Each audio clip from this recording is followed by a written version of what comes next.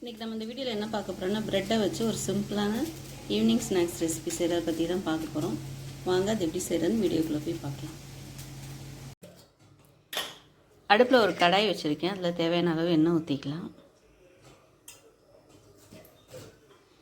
எண்ணெய் சூடாகட்டும். எண்ணெய் சூடாகிடுச்சு. இப்போது கட் பண்ணி வச்சு வெங்காயத்தை சேர்த்துக்கலாம்.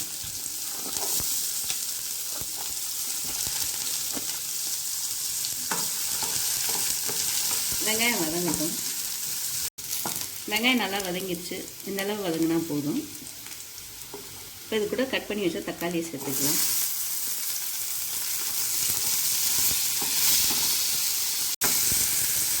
தக்காளி வதங்குறப்ப கொஞ்சம் உப்பு மஞ்சள் சேர்த்துக்கலாம். சேர்த்துட்டு இதை நல்லா மிக்ஸ் பண்ணிக்கலாம். தக்காளி நல்லா வதங்கட்டும். இப்போ தக்காளி நல்லா வதங்கிடுச்சு. இது கூட கட் பண்ணி வச்சா முட்டைக்கோஸும் பீன்ஸும் சேர்த்துக்கலாம். நான் இன்றைக்கி முட்டைக்கோஸு பீன்ஸும் சேர்க்குறேன். உங்களுக்கு வேணும்னா கேரட்டு நீங்கள் சேர்த்துக்கலாம், பட்டாணி சேர்த்துக்கலாம். இதை நல்லா மிக்ஸ் பண்ணிக்கலாம். தண்ணி எதுவும் ஊற்ற வேணாம்.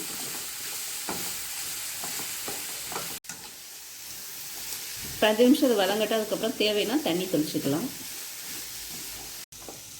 கேரட்டு பீன்ஸும் நல்லா வதங்கிடுச்சு. கொஞ்சம் தண்ணி தெளித்து வேக வச்சு எடுத்துக்கலாம்.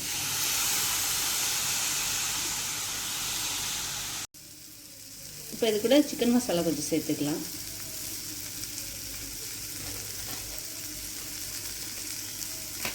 நூடுல்ஸ் மசாலா ஒரு பாக்கெட் சேர்த்துக்கலாம். சேர்த்துட்டு இது தேவையான அளவு உப்பு சேர்த்துக்கலாம்.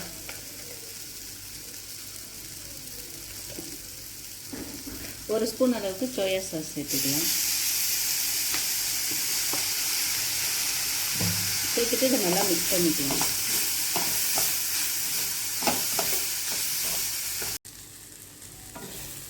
இப்போது உள்ளே வைக்கிற ஸ்டஃபிங் ரெடி.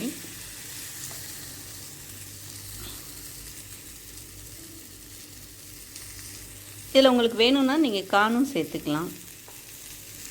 இப்போ அடுப்பு ஆஃப் பண்ணிக்கலாம். 4 அவிச்ச முட்டை எடுத்துருக்கேன். இந்த முட்டையை 4ஆக கட் பண்ணி எடுத்துக்கலாம்.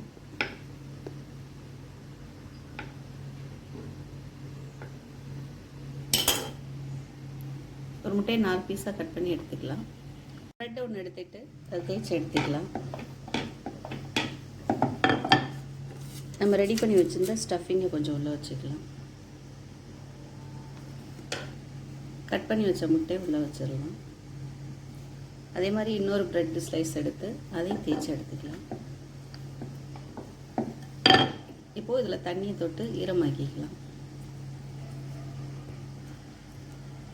இந்த ப்ரெட் ஸ்லைஸை இது மேலே வச்சு மூடிடலாம்.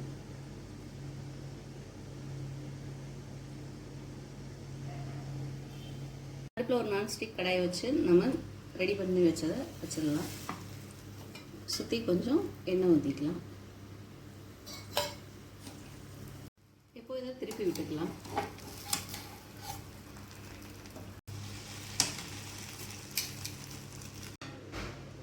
இப்போ இது ரெடி ஆகிடுச்சு. இதை எடுத்துடலாம்.